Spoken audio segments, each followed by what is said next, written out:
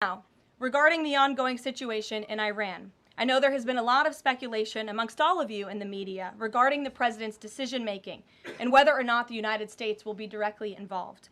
In light of that news, I have a message directly from the president, and I quote, "Based on the fact that there's a substantial chance of negotiations that may or may not take place with Iran in the near future, I will make my decision whether or not to go within the next 2 weeks."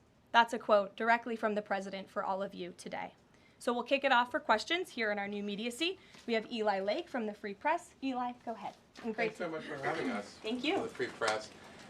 The decision to extend the, I guess, delay in enforcing the TikTok ban. Sure.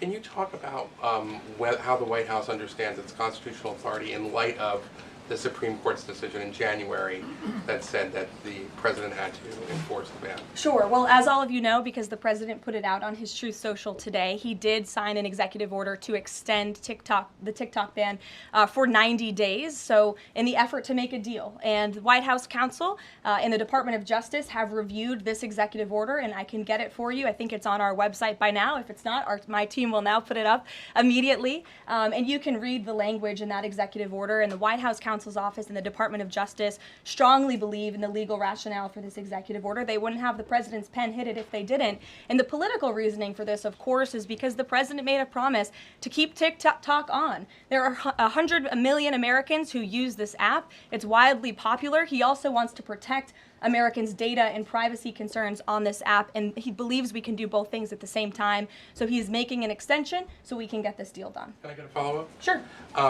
A few weeks ago, Tucker Carlson reported on a meeting between the president and Mark Levin and others at the White House. Is there a leak investigation, and can you say who else was in that meeting? I'm not aware of a leak investigation at this time. I, for one, do not reveal details about the president's private meetings without his permission to do so. But certainly the president does not like when people leak. He takes that very seriously. This entire administration takes that seriously, and that's why you've seen at agencies some of the cabinet secretaries have been given the authority by the president to let go of staff who are engaged in such leaks, especially those that risk American national security. Sure. Go ahead. Caroline, thank you. So, Rhino warmonger Lindsey Graham, he recently called on the U.S. to go all in. That's quite the lead to a question. Right.